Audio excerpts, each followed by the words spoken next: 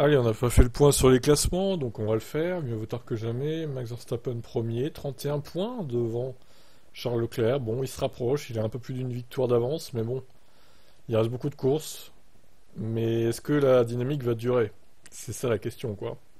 Parce que si Verstappen recommence à gagner Canada et Espagne, retour à la case départ en fait, hein, c'est ça le truc. Norris est un peu plus loin, il a quand même 56 points de retard sur Verstappen, il en a repris un peu à Monaco, mais c'est pas suffisant. Sainz est à 108 points, donc il a 61 points de retard. Et presque plus de 30 points de retard sur Leclerc déjà. Bon, Perez, voilà, la honte totale. Il est passé 5ème, Piastri 6ème. Russell devance toujours Hamilton de 12 points.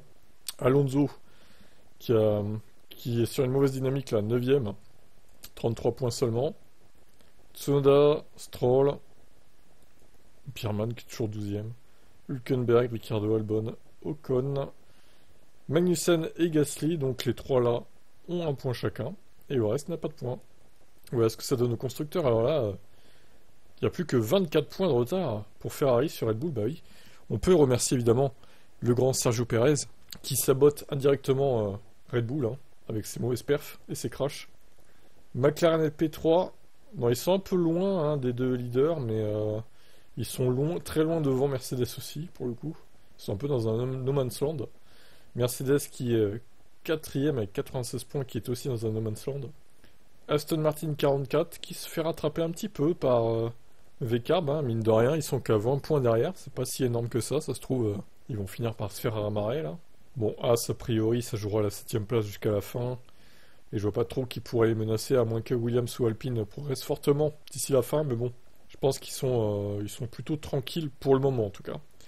On verra ce qui se passe au Canada dans une dizaine de jours, donc j'espère que... Alors déjà, j'espère qu'il y aura un peu de pluie. Ça manque un peu la pluie en ce moment. On aimerait des courses, surtout sur la pluie, et c'est bien d'avoir des qualifs sur la pluie, mais surtout des courses en fait. Ça manque un peu. Ça fait longtemps que c'est pas arrivé, et on espère une bonne course au Canada. Bon, en général, le Canada, on se fait pas chier. Et bon, on verra si c'est toujours la même logique là. Une course plutôt bonne. Circuit plutôt sympa, avec souvent des accidents ou des dépassements. Au contraire de Monaco, où il y a zéro dépassement. Bon allez, qu'en pensez-vous de ce classement?